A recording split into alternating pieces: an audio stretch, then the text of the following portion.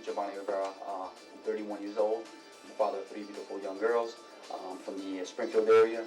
I've been doing acting now for about maybe a year and a half or so, and I'm interested in playing the Eddie role or anything that's available for me. Got a ton of energy, and I'm really enthusiastic. Enthusiastic is one of many words you can use to describe my guest. He is Dennis King, a Long Island native who makes his home in Merrimack, New Hampshire, and knows firsthand the sacrifice, perseverance, and determination needed to create a feature film.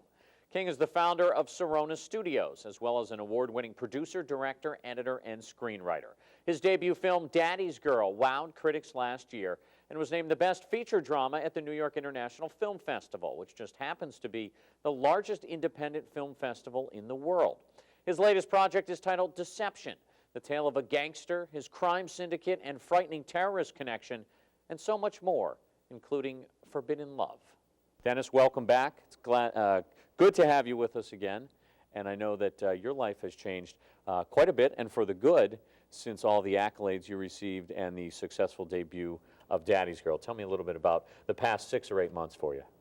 Well, we've been on somewhat of a whirlwind because we've been to at several film festivals. We won Best Drama in the New York International Film Festival, and then when we got to LA, we won Best Director. And going to film festivals is a great opportunity because you meet people, fellow filmmakers, and also the connections that you really need come up to you. And as you develop more accolades, I guess, or awards, you are basically now seen as a serious candidate and as a filmmaker. And I think that's the best thing that Daddy's Girl did, was it just gave us a chance to kind of move to the next level, to now look for a financed film, which is what Deception is going to be. We're looking for a budget of $5 million. And with that, we're hoping to basically make basically kind of an Arab Godfather, if you might, basically in modern times, to talk about what would it be like for a family now that's coming to America, and the process of acculturation, and also the jihad that comes in and transfers people from looking at America as a great place to be to somehow America is the enemy. And we wanted to basically take that film and go to that step to explain what goes on in the hearts and minds of people that could even allow terrorism to happen. It's certainly a topic that's on the forefront of all of our minds, in this day and age.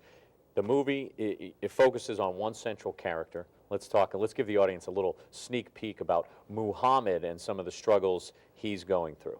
Well, Muhammad came to the country a little over 20 years ago.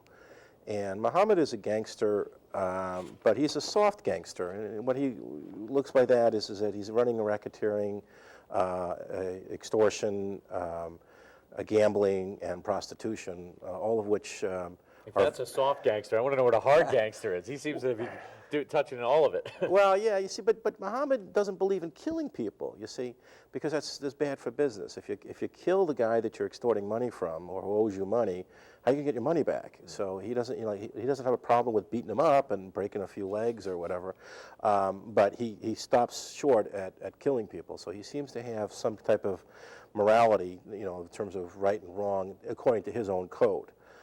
He also embraces America because he's been in the country for 20 years. He's got basically protection from the police force that he's in. The police chief is kind of, looks the other way, and he takes his payoffs. And basically, as long as he stays within this, he feels that he can make a living and provide a service to people who want, gambling or prostitution, and kind of stay under the radar. He's also definitely afraid of any like driving white Arab type of situations, or that basically people are going to look at him because he's an Arab, and that obviously that means the jihad. So he really wants to have nothing to do with jihad or anybody who's involved in that, because again, it's bad for business. He wants to keep his business going the way it is. He's all about making the buck and doing it as easy as he can. We've got crime, corruption. Where's the terrorist angle, modern day fear come in? Well, the terrorist angle basically comes in as the jihad enters in. His wife, Hanan, embraces the jihad, and you also have some, as you've seen typically, is the younger thugs that come into the picture who are new into this country, particularly Ziad and Samir. They are recent immigrants, and they've been indoctrinated into this, fervor for the jihad. So they're quick to pick this up. Now, his younger brother, Tariq, is the one who's running the prostitution end of the business. So he runs a nightclub where the prostitution is going on. And he feels like he was slighted that his brother didn't give him, because he's a younger brother, he really feels he should have been the head of the family. But because of the tradition in the family, he's not going to get that slot. So he's always been kind of like that competitor, his brothers are, he wanted what he couldn't have. And he embraces the jihad. So then you've got this force of now, you've got Tariq wanting to do the jihad, and he's got some younger members of the family who are very involved in that. And you've got Muhammad and Pasha who represent the other side, the traditionalists, who are trying to just, let's just keep a good gambling thing going, and let's break a few heads once in a while, but everything's pretty good, and we're okay. Into that mix, you've got other family members, who kind of take sides as to whether they're going on the jihad or not. You've got Jamila, who's a sweet daughter, but she falls in love with a Jewish boy, which creates some tension in the storyline. You've also got the other daughter, Layla, who embraces the jihad and actually works with Tariq in order to help facilitate that. One of the issues on the jihad is financing. How do you get money for guns and bombs and et cetera, particularly when you're trying to do it like as going around Muhammad, who's always said to the family, I don't want this going on. So to keep this out of his orbit or sphere, they are getting involved in a sex slave ring, which a lot of people aren't very familiar with. But if you go into the Horn of Africa or in certain areas in the Middle East, this is very current and very popular and kind of scary. You may go to a certain island and all of a sudden a woman is missing or something like that, or falls off a boat, and it's possible they might have been picked up and put into the sex slave. Let me ask you how a guy from New York who lives in New Hampshire has gotten involved in this type. Where did your interest come from in this lifestyle? Well, I'm not saying you're involved in the lifestyle, but to become immersed and interested in making a picture about a character like this who is dealing with these struggles that are going on in faraway parts of the world. Well, first off, when you're making a movie, particularly a movie with a $5 million budget, and we're looking at investors, one of the things you have to do is create something that's a genre, that's an established format. And gangster movies definitely have a genre that's acceptable, and you're looking for distribution, theatrical and DVD. The other thing is that, I like to, my goal with Sirona Studios is to specialize in low-budget films. And what I mean by that is like 15 million and under. And if you look at the statistics, if you have a $100 million film, which is like the big budget films, 20% of those films will make money. Will actually get beyond the 20, based on the statistics that have been done. The reverse is the opposite. 80% of the low-budget films actually make the return. So if you wanted to put your bang for the buck, you want to go into low-budget films. I also like films that are more character studies and that talk to people. And to me, a low-budget film, you can really do that. You spend more time in the character development, understanding the motivation and the anguish. I mean, the decisions that Muhammad has to make. He's trying to hold on to what he has. He's got, the jihads come in, and I think it's important to see that, not every Arab is into the jihad, and not everybody's evil. That you have to take people one person at a time. And I think the movie tries to explain that. So I think it's a great character study. It's also, there's intrigue. The last 10 minutes are going to leave you breathless because everything comes together. We're filming it in what's called film noir, which if anybody's seen a film like Casablanca or The Maltese Falcon, a lot of smoke, a lot of the gangsters type of style, and it's also sort of a whodunit. So we have like an FBI agent that's involved because they're looking for the jihad connection, and then we got a police officer who's looking for the connection of a murdered body that happens to come up near the beach where these guys are holding court. You're telling us the whole storyline here, and what people don't realize is you haven't even selected your cast yet. You're just in that initial stage right now, and you haven't begun shooting, and this is going to be some time before we can actually go and see the finished product. Well, we are starting the casting, and it's very important to understand is that you don't select the cast members until you finish the casting, because you never know who you're going to see along the way. And I want to be fair to everybody, and I've explained that to everybody in the call. You never know where you're going to find that next fresh face. And we are looking to combine in this movie, established actors who've got, you know, a cachet and a long history of name recognition, as it were, along with new people who are going to be the next established actors. And I've had a very good fortune to work people where I believe they are going to be the name. They haven't just become the name yet, but I'm convinced by their talent and the performances, particularly what I saw in Daddy's Girl, that they will be making the next step. Well, we'll hear maybe some of those names, and you might see some of their faces here, but right now we're going to take a quick break. Don't go away. When we return, filmmaker Dennis King takes us behind the camera eye for a look at just what it takes to make a feature film, and he'll explain what states like New Hampshire and Massachusetts are doing to entice production here in New England. This and more when My Voice returns after this. I was signed to Rhode Island Modeling Agency 2 years ago, so I did a lot of acting competitions, and I had professional acting classes at the agency for about 10 months, and I did also singing lessons and competition.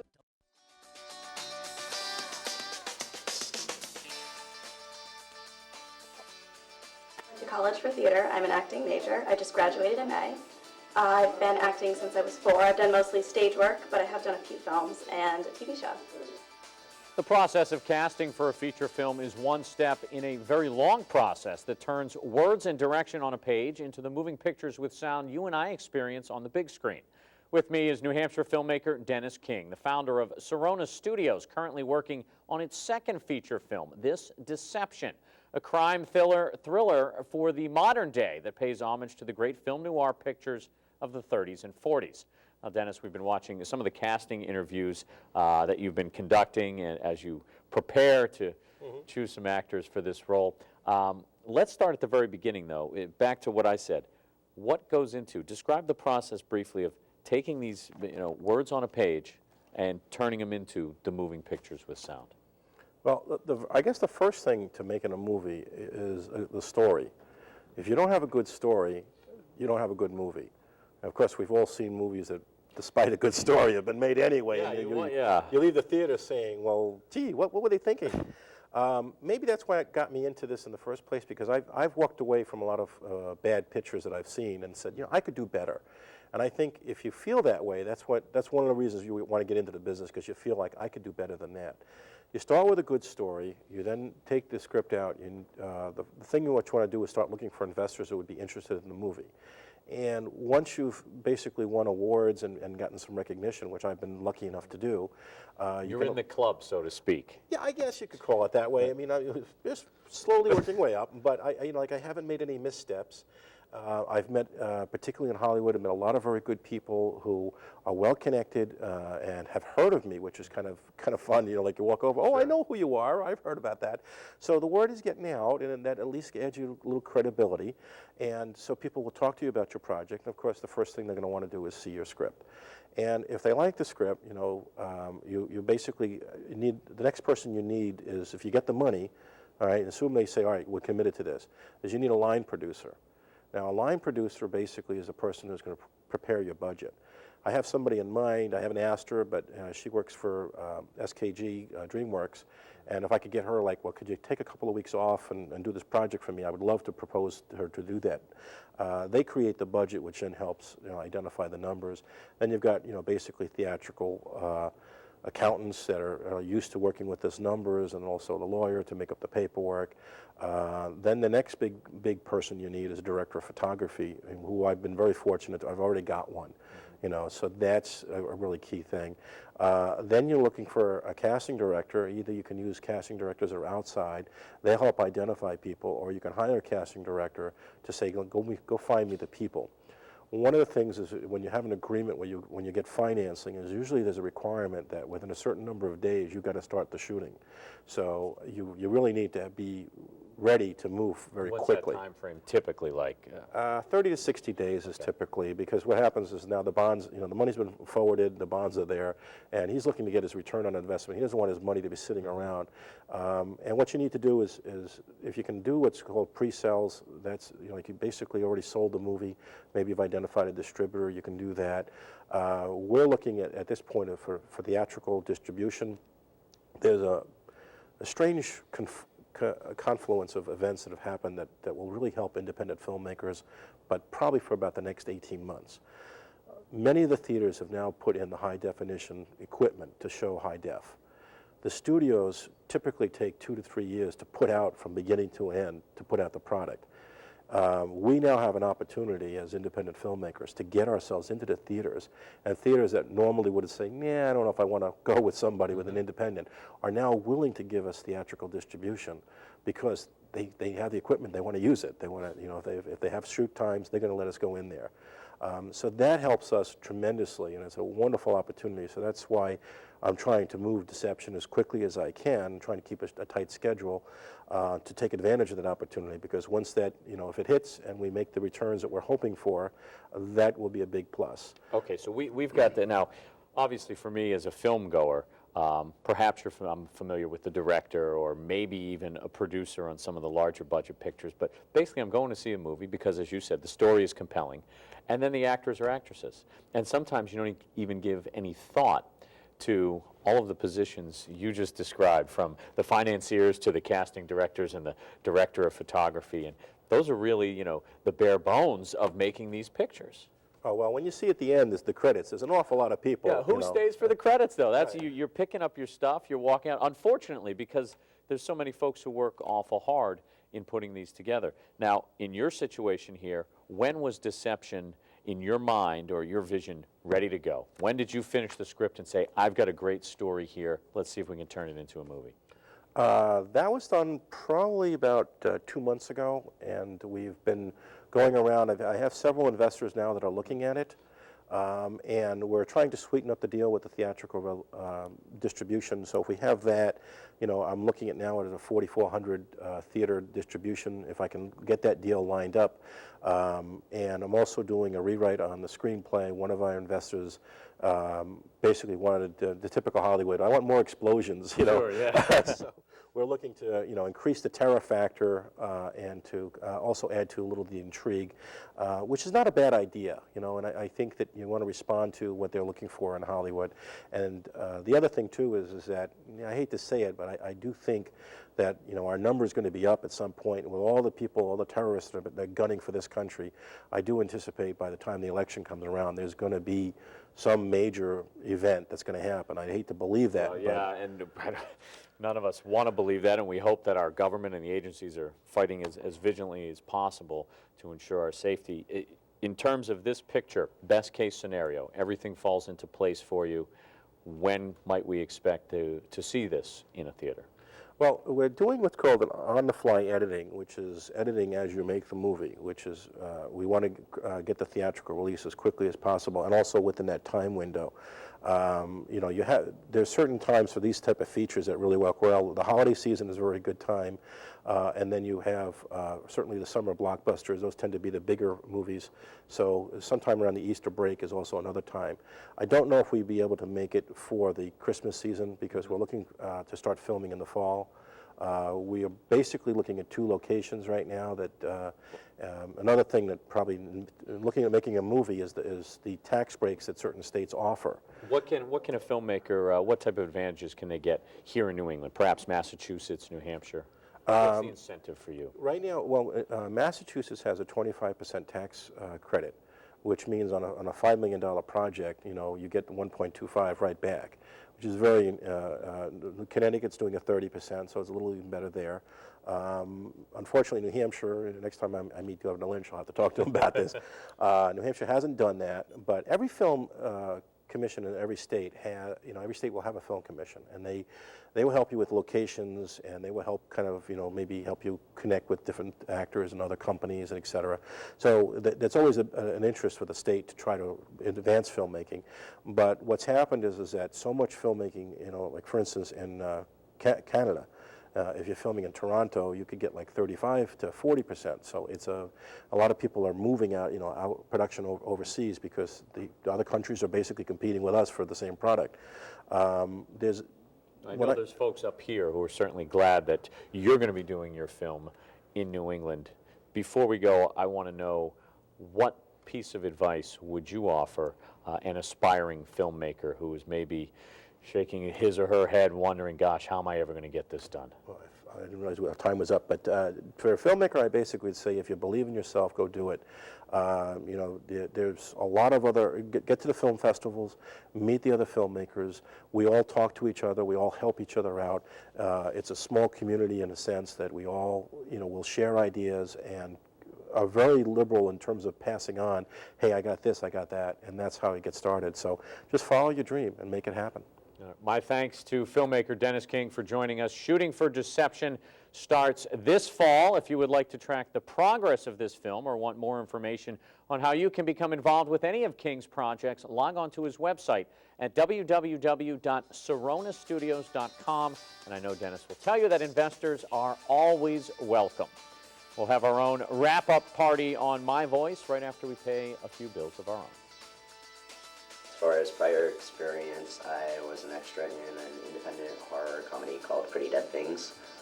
Based on that, I actually got a medium-sized role in the same director's next film. This is for Richard Griffin, which was Splatter Disco. I'm actually going to have a lead role. It's kind of an ensemble piece, but I'm one of the male leads in his upcoming Dunwich Horror. I was recently an extra in VAML. It's another independent vampire horror type film. I was an extra for 27 Dresses twice. I can actually drastically change my appearance quite easily, and I had to for them in order for them to use me again. Does that cover everything?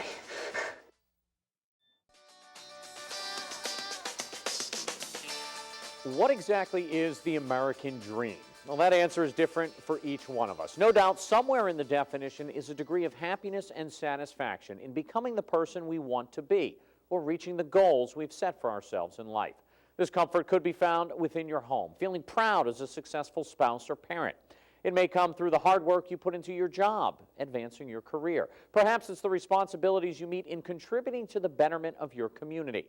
Or in the case of Dennis King, simply put, the dream might be realized through filmmaking, by telling stories that allow all of us to dream and experience new adventures, to cry, to think, and to laugh away the cares of everyday life, to grow and gain understanding about the world and our shared human condition. And of course, to have fun making and going to the movies. For all of us at MyTV and for My Voice, I'm Mike de Blasi saying thanks for sharing a part of your Sunday with us.